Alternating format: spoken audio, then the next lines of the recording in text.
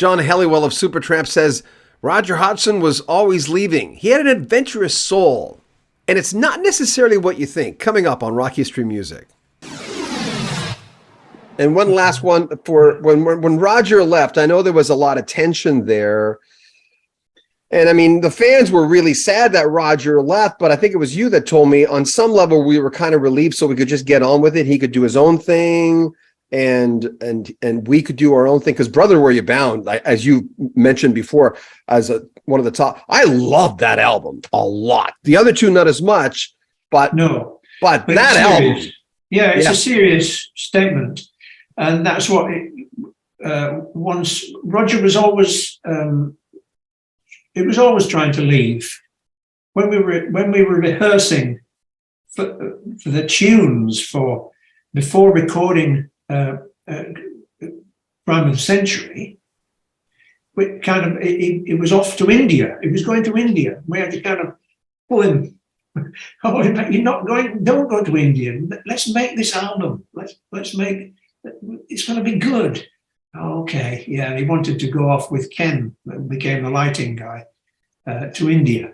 So actually, we had to physically restrain him, well, mentally restrain him. So he was always wanting to go off, and then he did, so he could be more productive himself because he was writing a lot of songs. But then we decided to carry on, and there's the four of us, and we thought to ourselves, well, Rick. We sort of decided to keep it in Rick style, and it just turned out to be serious. It was a serious style, a bit heavier. So we tried to make our mark that way. And as most of you know, Supertramp was very big in Canada. I told John Helliwell that we were thinking of moving back out west, this time not to Calgary, but to Edmonton. And he said this. You can spend all that money you made on the house in the world's biggest mall. Oh, you know, well, Wesley. Oh, dang! Wait, when you were in Edmonton, did you go to West Edmonton Mall? Yeah. What did you think?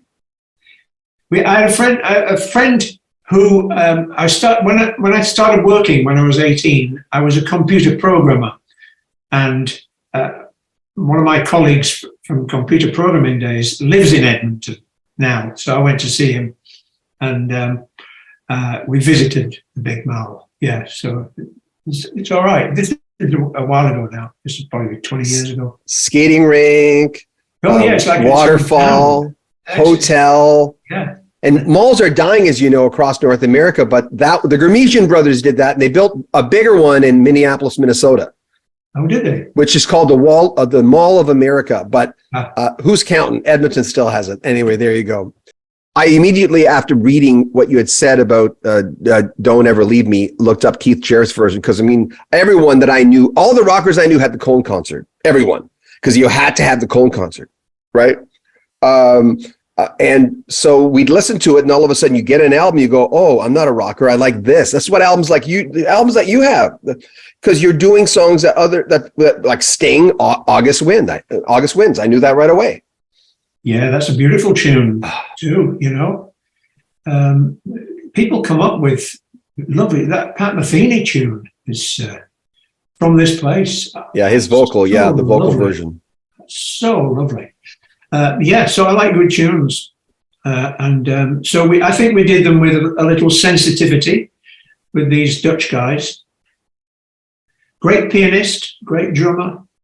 From This Place, the Pat Metheny song, which we referenced a while ago, when I was listening, I remembered that, and I'm going, I know this song, and because I listened to it on Spotify, so I had to, by memory, try to think, okay, what is this song? Because it's kind of a fun thing to do, right?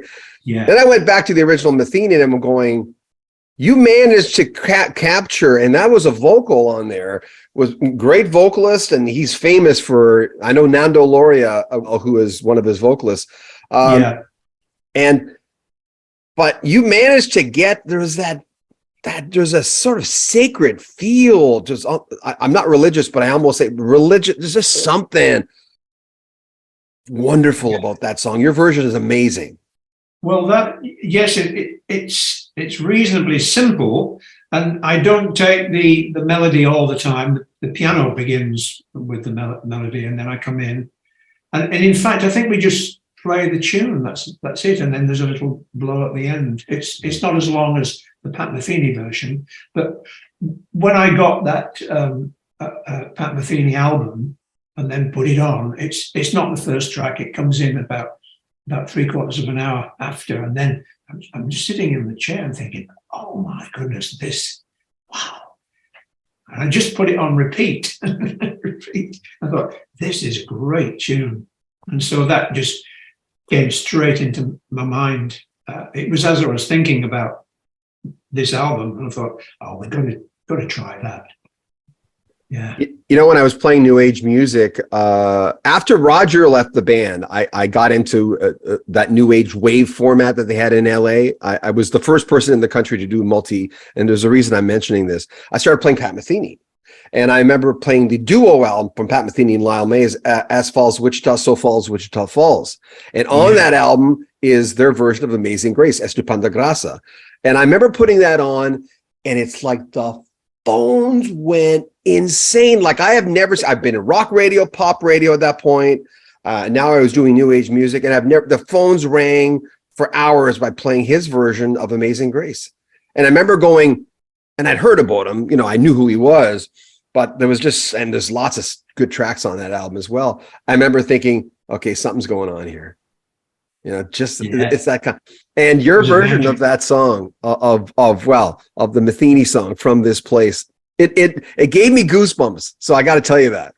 Oh, that's nice. Thank you. Yeah, I'm going to go back and listen after this. I'm going to listen to The Amazing Grace. Yeah, it's pretty good. Yeah, the whole album is great. Do you happen to know what it means? As Falls Wichita. Why do they say those numbers in there? They read out numbers. I don't. Yeah, that's right. I forgot about that. Yeah. Oh, it could have been latitude, longitude. I don't know what it was. I don't know why they do. Someone had told me once when I played it. But now you've mentioned new age crossover stuff. There's so many saxophone twiddlers. They just twiddle and twiddle endlessly, and it just doesn't really go anywhere or mean anything to me. Like a singer doing runs. To me, it's like I find it grates on my nerves a little bit. Yeah. So it's just a question of taste, isn't it? In the end, I guess. But interestingly enough, occasionally I'll meet someone and they say, "What do you do?" I'll play the saxophone. Do you play jazz? I said, yeah, maybe I play jazz a bit. And they say, "Oh, I like jazz saxophonists. I like Kenny G." That's what they say. And I always say, "Yeah, good for you. That's good. That's good." Yeah, but that's all they know. Some of these people. Don't Ever Leave Me is the brand new album from John Helliwell, formerly of Supertramp. I still don't say formerly because I can't accept the fact that the band broke up in 2015. But you just never know. I'm always holding on to hope. A one-off show. More from John Helliwell in the next 2-3 days. Make sure you comment on our video, subscribe to our channel, and share our videos. I'm John Beaudin. This is Rock History Music. Take care of yourself.